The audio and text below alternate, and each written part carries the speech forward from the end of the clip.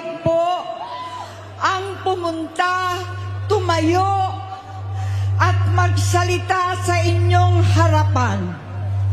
Pero noon pa man, alam kong walang madali kapag ikaw ay Marcos.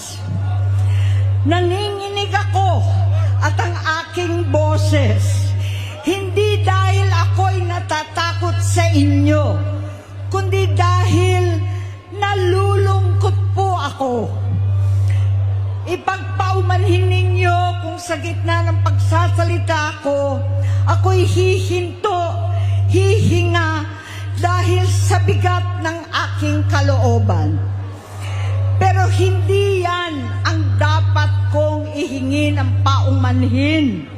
Hindi yan ang kasalanan ko sa bayan na dapat ihingi ko ng tawad. Narito po ako dahil sa tawag ng Iglesia ni Cristo para sa transparency, accountability at hustisya.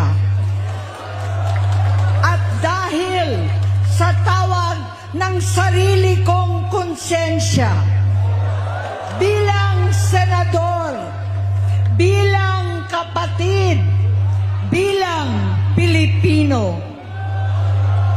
Bata pa lamang kami ni Bongbong,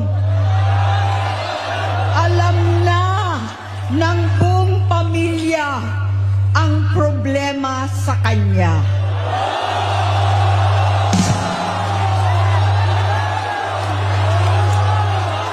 Sa totoo lang, mababasa naman ng lahat ang mga testimonya ng aking ama patungkol sa kanyang ugali at gawain. Noon, dahil may tatay pa kami, hindi ko pa siya responsibilidad. Noong tumatanda, ay mas naging nakakabahala. Batid ko na nagdadrag siya.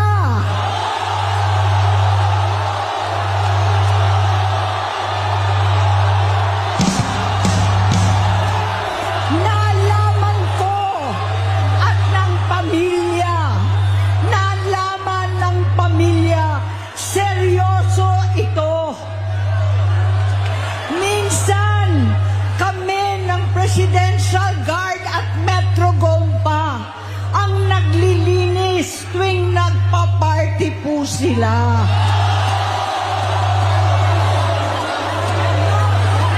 Namuhay kaming magkakapatid sa ibang bansa. Kami-kami lang.